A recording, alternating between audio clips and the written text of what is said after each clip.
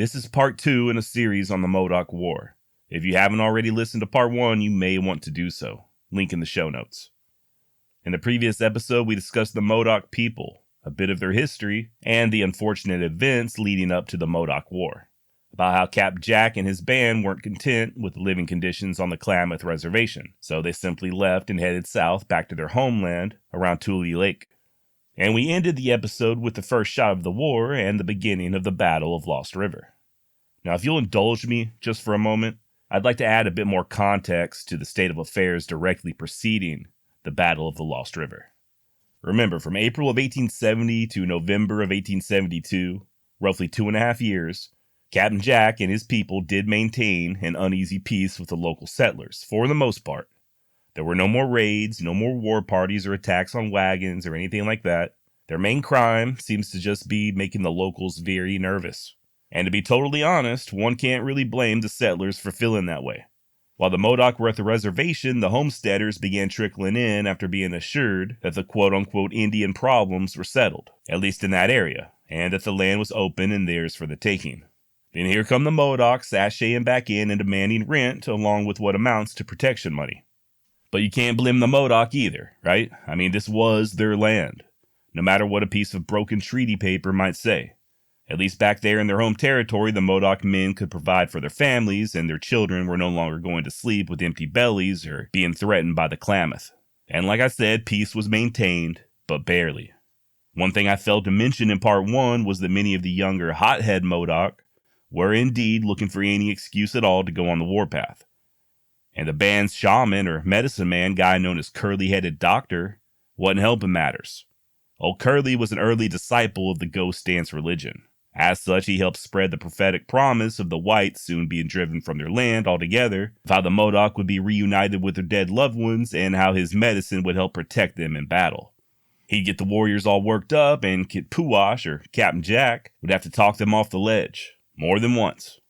Adding to all of this, you may remember me mentioning an Indian agent by the name of T.B. O'Donnell in the last episode.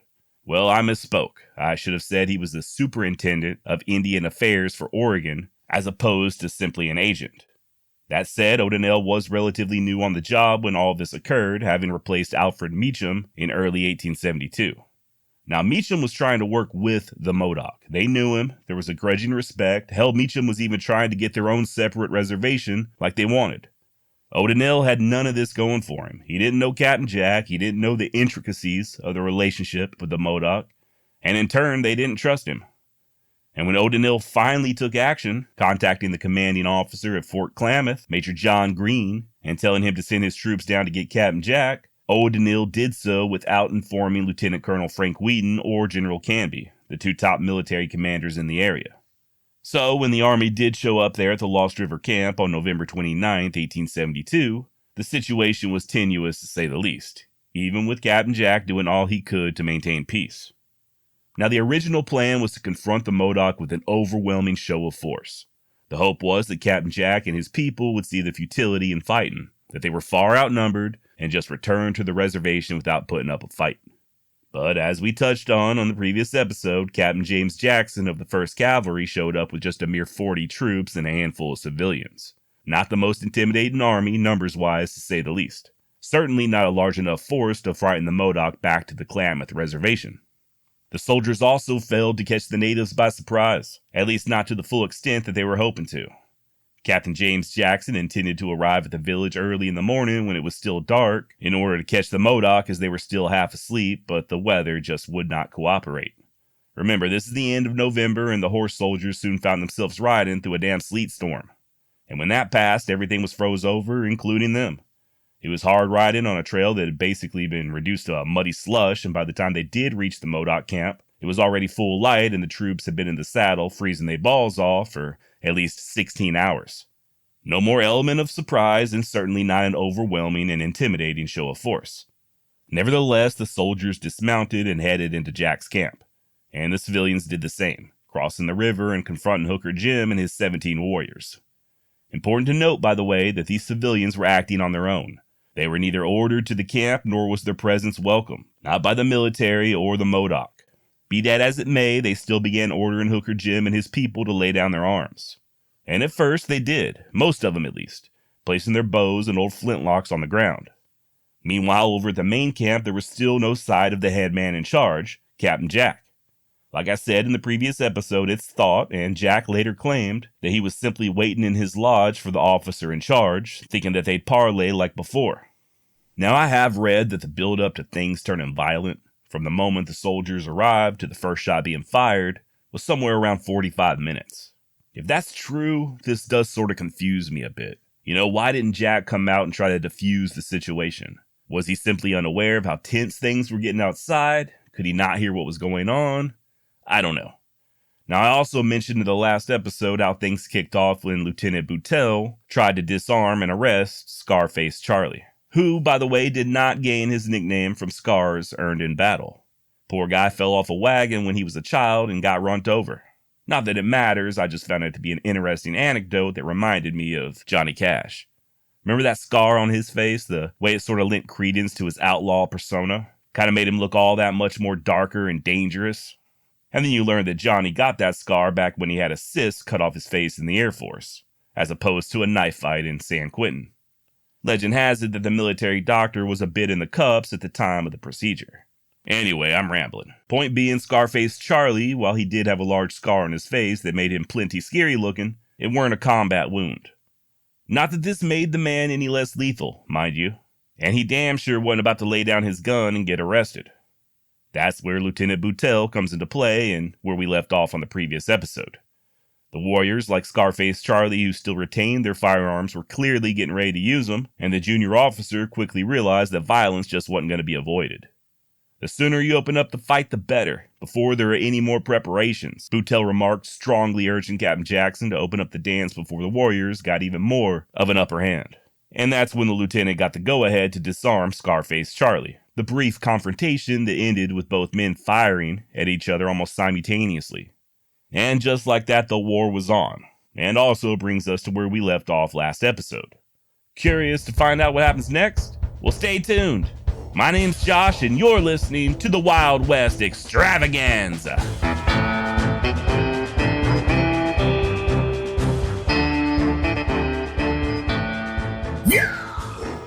As soon as Lieutenant Boutel and Scarface Charlie discharged their firearms, the still-armed Modoc warriors began pumping rounds and arrows into the exhausted and half-froze soldiers as those who laid down their guns went for them in a mad scramble. Likewise over at Hooker Jim's camp. As soon as the civilians were momentarily distracted by the opening shots across the river, the warriors moved almost as one, swooping up their discarded rifles and bows and laying down a withering fire, driving the vigilantes out of their village. In their haste to save their own scalps, the retreating civilians succeeded in killing just 2 Modoc, tragically an unarmed woman and her infant child, both cut down by a single shotgun blast. Meantime, over at Jack's camp, it's total chaos. Not only are the troopers attempting to return fire at the Modoc, but they're also trying to control their startled and bucking horses from stampeding. In short order, 8 of their number are wounded, and things likely would have been far worse had Lieutenant Boutel not rallied his men and led a countercharge, temporarily throwing the Modoc off their game and forcing them to retreat. The whole bloody mess was over in less than 5 minutes. 1 soldier was dead in Captain Jack's village, along with 1 Modoc warrior, a guy they called the Watchman. Over at Hooker Jim's camp, 2 civilians were killed along with the aforementioned woman and her baby, and several on both sides, Modoc and soldiers alike, were wounded. Not exactly a successful military operation, especially considering that had the army indeed shown up with more than 40 men, as originally planned, the Modoc likely would have come in without any problems. But hindsight's 20/20, I reckon. Now, them soldiers did finally re-enter the 2 Modoc camps, burning all of the lodges along with any discarded supplies. Sadly, one of the torched huts contained an elderly Modoc woman who was burned alive. I got to imagine her cruel and painful demise, which in all fairness was not intentional, along with the shotgunning of that mother and her little child, certainly did not help matters as far as any future diplomacy was concerned. Now at this point the Modoc were beating feet south, some in canoes, headed downriver to Tule Lake and eventually the safety of the lava beds. And how best to describe the lava beds? If you haven't seen them yet, do yourself a favor and do a Google image search. Formed thousands of years ago due to volcanic eruptions, the rugged terrain of the lava beds is just a flat-out fortress. We're talking a labyrinth of natural trenches, along with hundreds of caves and pits that would not only shelter the Modoc but enable them to effectively hold off a much larger force. And what's more, they knew the lava beds like the back of their hand.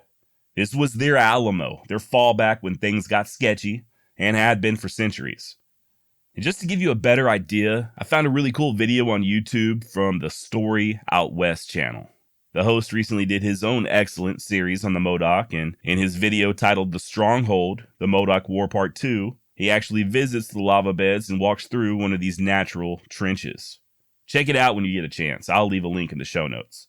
Suffice to say, it's no small wonder that this place would soon be dubbed Jack's Stronghold, or that the Modoc would rush there for protection.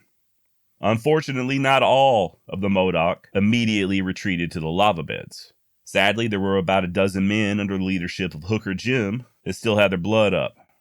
While the soldiers temporarily retreated to the nearby Crawley Ranch to regroup and lick their wounds, these warriors began making their way east around Tule Lake, stacking bodies. Their first victims were two settlers who, not knowing what was going on and just hearing gunshots, came to investigate. They were immediately cut down, likely before they even knew what hit them. Next up was a family of Australian immigrants, the Bodies. The angry Modocs slaughtered 4 of the Bodie men, thankfully leaving the women unmolested, as they continued on to the nearby Brotherton homestead, killing 3 more. Now, William Brotherton's 12-year-old son was able to escape, running toward the family cabin where his mother, seeing what was happening, ran out to meet him halfway, a Winchester in one hand and a revolver in the other. The brave woman tossed the pistol to her son, and they made a stand of it right there in their home, shooting out of holes in the wall. The Modoc made a few half-hearted runs at the cabin, but the tough lady's courage held them off, so they let her be, moving on to softer targets like Henry Miller. Mr. Miller knew the Modoc well. He was one of their advocates and had promised to warn them if he knew that soldiers were in the area. He almost certainly was not aware of that morning's events, but that didn't stop Hooker Jim from filling old Henry full of lead. The Modoc then came upon a German sheep herder. He tried to make a run for it, but was quickly overtaken and put down. And on it went for the rest of the day. This was everything the settlers had feared ever since the Modoc left the reservation and returned to the area. Their worst nightmare come to fruition. Robert Alexander, John Tober, Christopher Erasmus, just a few of the names of the men who were also killed. Counting the 2 civilians who died in the initial battle there at Hooker Jim's camp, the total number of settlers killed that day is estimated at 14, on the low end, possibly as many as 18. Just to make things clear, this wasn't all the Modoc, just a handful of them. In the same way not all of the settlers there around Tule Lake hated the Modoc, not all of the Modoc were hell-bent on war. Scarface Charlie, for instance. As he made his way to the lava beds, he encountered several of the local homesteaders, warning them that trouble was afoot and to vacate the area. After all, both he and Captain Jack knew that there wasn't going to be no controlling them youngsters once the killing started. Then you had another small group of Modoc, the Hot Creek Band, under the leadership of one Shack Nasty Jim and his brother, Shack Nasty Jake. They were not present at the Battle of Lost River, nor did they want any part of what was happening. As such, a friendly local rancher, John Fairchild, along with a few others, attempted to escort these Hot Creek Modoc up to the relative safety of the Klamath reservation, only getting as far as the town of Linkville before a bunch of drunken vigilantes tried to lynch them. In the same way that Hooker Jim and his warriors didn't care that the civilians they were slaughtering were innocent, these angry citizens of Linkville didn't give 2 shits that these Hot Creek Modoc were non-combatants. After all, they were Indians, and you know the saying about the only good Indians. The justifiably frightened Modoc under the Shack Nasty brothers slipped away, opted instead to join Captain Jack in the safety of the lava beds. 45 Modoc total in that Hot Creek bunch, by the way, 15 of whom were warriors, shoring up Captain Jack's fighting force to around 53 men. And you better believe that many of them were crack shots. Another by the way, if you're wondering how the Shack Nasty brothers got their interesting nicknames, well, evidently their mother had poor housekeeping habits. Kept a nasty shack. Other men in that Hot Creek band that will go on to play a part in the coming war had names like Bogus Charlie, who was known to be a bit of a prankster.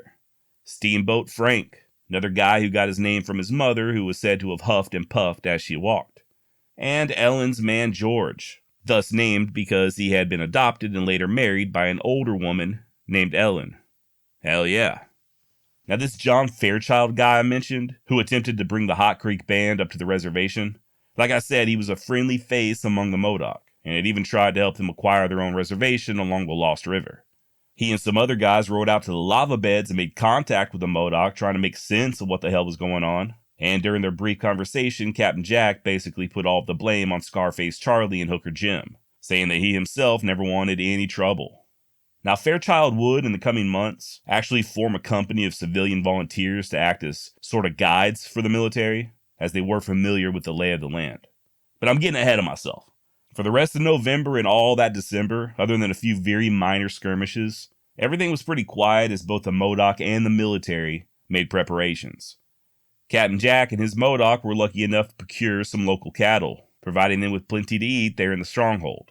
While at the same time, the Army is also getting its affairs in orders, with Lieutenant Colonel Frank Wheaton now at the helm. Finally, in mid-January 1873, nearly 2 months after the Battle of Lost River, the Army made its move. And this time it weren't with no 40 troops. Numbers vary, but it looks like Lieutenant Colonel Wheaton had about 214 regulars under his command, mixed cavalry and infantry, along with 60 California militiamen, 30 Klamath warriors, around 15 Northern Paiute, and about 25 more California volunteers under John Fairchild. Not only did they have the Modoc vastly outnumbered, but outgunned as well, especially considering how they brought in some artillery in the form of 2 mountain howitzers and some Coehorn mortars. Now, I had to look that one up. I don't know why, but it never dawned on me that the military utilized mortars as early as the 1870s. Turns out I was way off, as this particular form of artillery was first invented back in the late 1600s and first used in combat in 1702. And if you're familiar with how mortars work, then you know they'd be perfect for a siege-like standoff, such as the one the Modoc and the U.S. military were now engaged in, if all went as planned and if they were used properly. If. And the plan was pretty straightforward. A couple of cavalry troops would attack the lava beds from the east as the main body of soldiers charged from the west. Both forces would then consolidate south of Jack's stronghold and choke off any warriors attempting to escape as the mortars rained down death from above. Just a simple day's worth of work, according to Lieutenant Frank Wheaton. But that damned old Murphy and his law, always popping up when you don't want him. When the assault finally began on the morning of January 17th, a thick fog had rolled in, leaving visibility limited at best. As such, the artillery and mortars could not be utilized, at least not without risking hitting their own soldiers. And the troops had to approach the stronghold blindly, through the misty haze, not being able to see a damn thing other than the muzzle flashes from the Modoc rifles. The going was slow, to say the least. The soldiers had to cover a lot of open ground over razor-sharp lava rocks, and for the Modoc it was like shooting fish out of a barrel, especially once that fog began to let up. And the Klamath warriors that were supposed to be helping the army? Well, although Wheaton didn't know it at the time, these so-called scouts were playing both sides, handing over much-needed ammunition and supplies to their Modoc brethren on the sly. Now, this wasn't a situation where the Modoc were simply laying behind rocks and firing at their leisure. I don't want to give that impression. Remember, they were outnumbered something like 6 or 7 to 1 and had a huge chunk of rock to defend. According to the late Keith A. Murray, in his book The Modocs and Their War, quote, "It should be emphasized that the Indians had only 50 men to fight over 300, and they had to operate across 3 miles of lava. When the chips were down, they still had to defend a perimeter of over a mile of trenches and outpost positions. The only way they could do this was to shuttle men rapidly back and forth between threatened spots. 2 or 3 riflemen could and did pin down a company of soldiers until more Modoc could suppress an attack on another point and return to fire a few shots at the creeping advance. Every army unit was convinced it had equal or superior numbers of Modocs directly opposite them. And at the end of the battle, many soldiers asserted that there were as many Modocs present as there had been troops." End quote. It also didn't help matters much that the Modoc were openly mocking and laughing at the soldiers and civilians attacking the stronghold, sometimes even calling some of them out by name as they recognized them. Now, this disaster would go down in history as the first battle of the stronghold.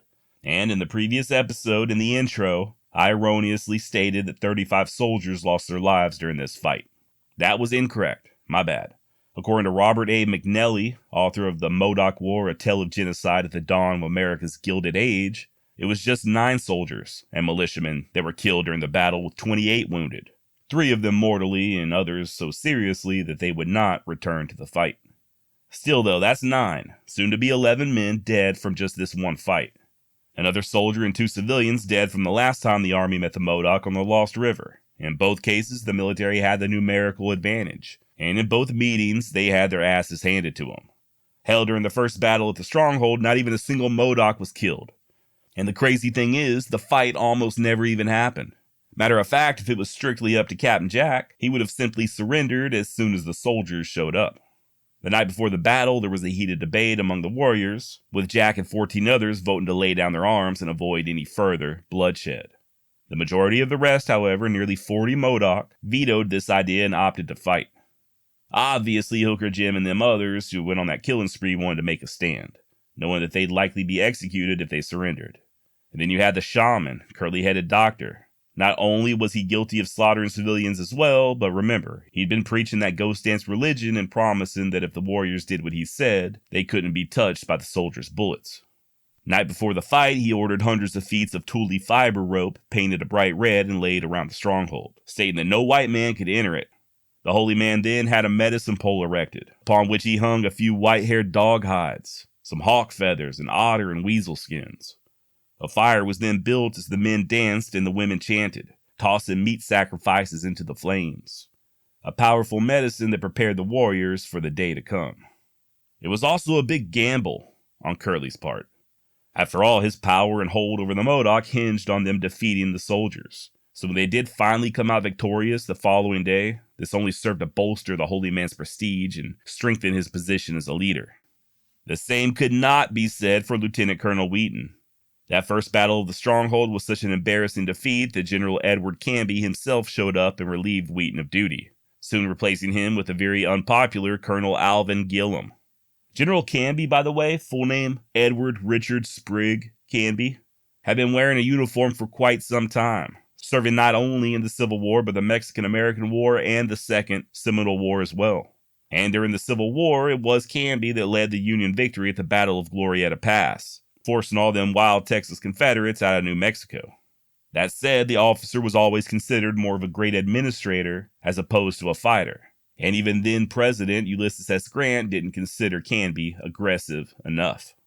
Historian John D. Winters described Canby as, quote, very active, but his work makes no great show as yet, because it is conducted too quietly and without ostentation. Canby is a tall man with a thoughtful and kind face, speaks little and to the point, thoroughly a soldier, and his manner is very modest and unassuming and sometimes even embarrassed. End quote. Not sure if that's a bad thing. It sounds to me like this conflict with the Modoc could use a little less ostentation and a lot more thoughtfulness. And it appears that I'm not the only one who thinks so. Rather than quickly attack the Stronghold yet again, a peace commission was formed, chaired by Alfred Meacham, that former superintendent of Indian Affairs, that actually had a somewhat respectful relationship with the Modoc in the past. Only problem was that was in the past. The Modoc now partially blamed Meacham for their treatment at the Klamath reservation. Then there was Jesse Applegate, another member of the Peace Commission and one of the Applegate brothers who forged the South Trail that still bears their name. Goes without saying that the Modoc couldn't stand the man. It was he and his brother Lindsay who first brought the whites into Modoc territory. And in the years that passed, Applegate had worked to rid the region of Modoc so he could use their land to run his cattle. Sensing this distrust and disdain from the Modoc, General Canby wasn't just content to rely on wishful dreams of peace. He used the intervening days to strengthen his forces, bringing the total number of men under his command to 1,000 and adding a few more mortars in the process. And once again, Captain Jack was looking to surrender. I couldn't help but notice parallels between the Modoc War and the Nez Perce War, particularly with the perceived leaders. If you haven't listened to the episode I did on Chief Joseph and the Nez Perce War, link in the show notes, but spoiler alert. Chief Joseph wasn't really in charge, nor was he ever a war chief. He just happened to be a name that the press picked up on, and seeing as how the Nez Perce War was widely reported, Joseph was somehow cast into the limelight despite his never being in charge of anything other than his small band. Likewise here with Captain Jack. He was the chief, yes, just like Joseph, but he's clearly not in total command of the Modoc. I mean, you had him and his people, but you also had those Hot Creek Modoc and the ones under Hooker Jim, not to mention everybody that was under curly-headed Doctor's spell. And besides, no chief could speak for all of the warriors anyway. Jack couldn't order anyone to either fight or surrender. He could merely suggest and lend his counsel.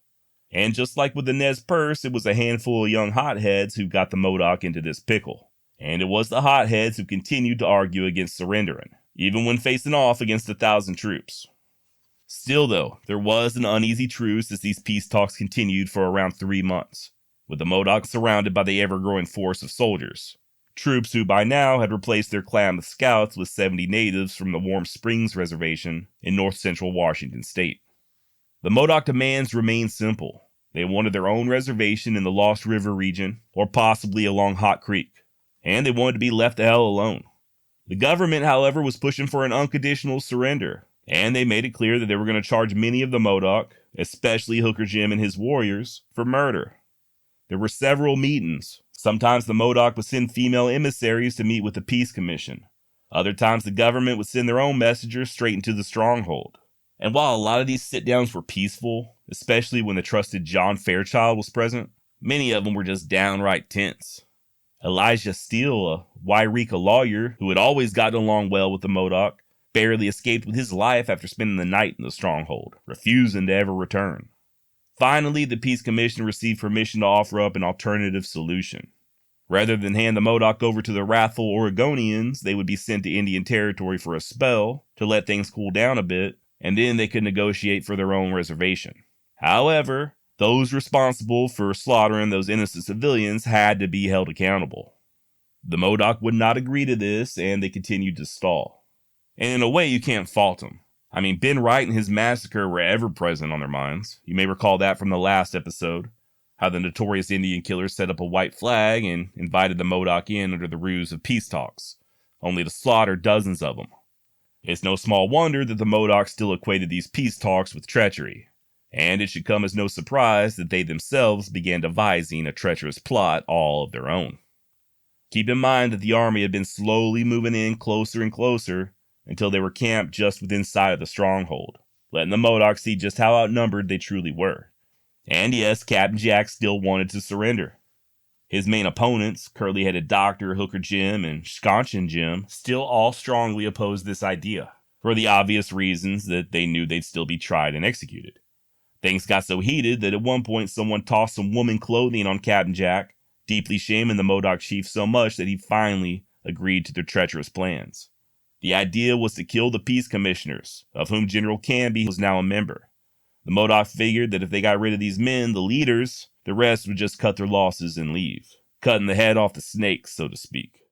And Captain Jack, in order to regain his strength among the Modoc and assuage his wounded pride, agreed to lead the assassins and kill Canby himself, on the condition that the general would be given one more last chance to meet Modoc demands. On April 5th of 1873, Jack once again met with Alfred Meacham and John Fairchild, along with Judge A.M. Rossborough, who was now also part of the Peace Commission. This several-hour meeting took place in a tent outside of the Stronghold about a mile from Colonel Gillam's camp, and once again, no terms were agreed upon. Thinking that maybe there was room for improvement, Meacham sent word to Captain Jack through a Modoc lady named Toby Riddle that he'd like to speak again in another few days. Now, Toby Riddle's actual real name was Nanukua, or Strange Child, and she was Jack's cousin by blood and married to a Wairika local by the name of Frank Riddle. Originally from Kentucky, Riddle lit out for California when he was just 18 and staked a claim at the Wairika gold diggings. That's how he first met Toby, when her father brought her to town at just 12 years of age in order to sell her services to the white miners. Frank ended up buying Toby outright, and 2 years later, when she was just 14, the couple had a child named Jefferson Davis Riddle, but they wouldn't officially get married until 1869. Needless to say, by the time the Modoc War broke out, both Frank and his wife Toby were often employed by the military as interpreters, with Toby also working as an emissary delivering messages. Upon returning from the Stronghold this last time, however, Miss Riddle had a dire warning for General Canby, claiming she had overheard the Modoc scheming to kill him and the other peace commissioners.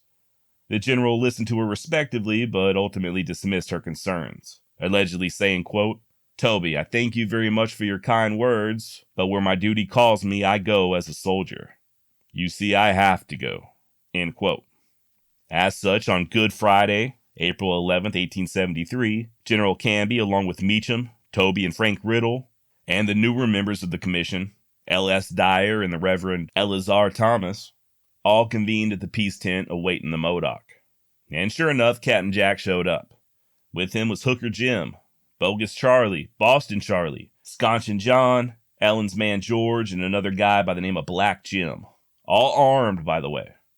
And once again, despite General Canby breaking out the cigars, the two sides could not come to an agreement. Things grew more and more tense and heated, and suddenly, two Modoc, Slow Lux and Bronco, emerged from their hiding spots, rifles in hand. Almost as if on cue, Captain Jack gave the order and pulled out his own revolver, leveling it at an astonished General Canby and pulling the trigger. The pistol misfired, and Jack quickly thumbed back the hammer and squeezed the trigger again, this time sending a round straight into the general's head. This was followed by a second round and a knife to the throat just to make things certain. At the same time, Boston Charlie was busy dispatching the good Reverend Thomas, shooting him in both the chest and head as Sconchin' John pumped 4 rounds into Alfred Meacham. Dyer and Frank Riddle were able to escape on foot as Toby Riddle yelled out to the Modoc that the soldiers were coming. A little white lie that helped her husband and Dyer escape and caused the offending warriors to break camp and head back to the Stronghold. She also saved the life of Alfred Meacham. He was badly wounded but still alive, and in the process of getting scalped when Toby yelled out her warning, causing the Modoc to make a hasty retreat and allowing Toby to tend to Meacham's wounds. Alfred Meacham would live, but the Modoc had just damned themselves. Their chance of ever receiving a reservation of their choosing forever dashed with this act of treachery. With no incentive for peace, the military would now attack the Stronghold again, this time with over twice as many soldiers as before.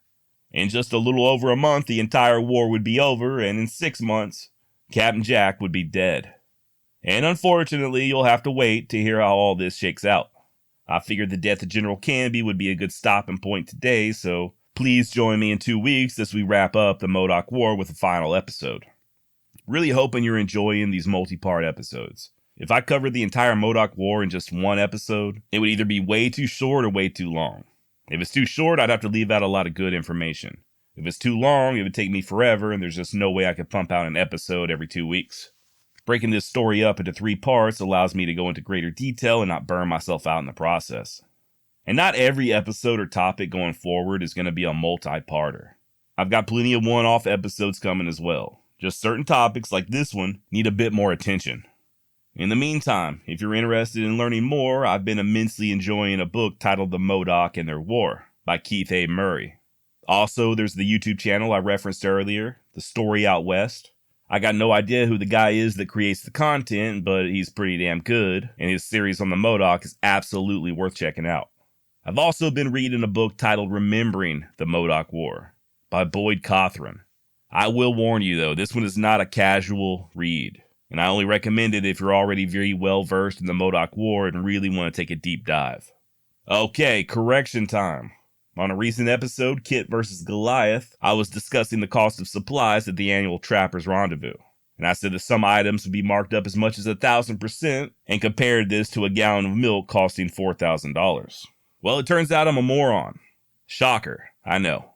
A $4 gallon of milk marked up by 1,000% would only come out to about $44, not $4,000.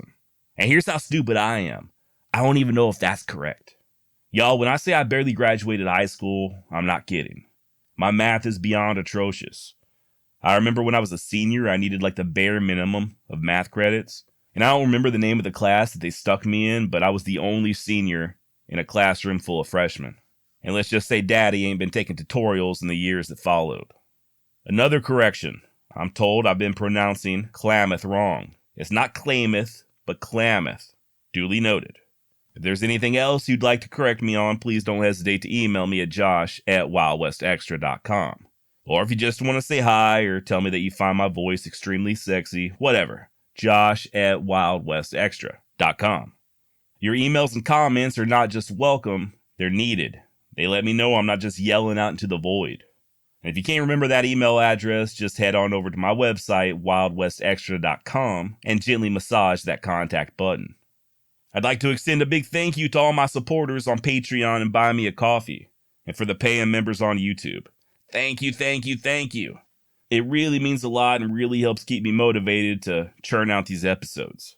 If you would also like to contribute to the cause, links for Patreon and Buy Me a Coffee in the show notes. And if spending money ain't your thing, you'd be doing me a tremendous favor just by sharing this podcast with somebody. They say we're set to hit 8 billion people here on Earth pretty soon. 8 billion. I gotta figure there's at least a few thousand more people out of that 8 billion that might enjoy themselves some Wild West extravaganza. So please help spread the word. Alright, that's all I got this week. Thank you for listening. Thanks for your kind emails. Thanks for everything. Till next time, try not to vastly underestimate your opponent or violate the flag of truce. Adios.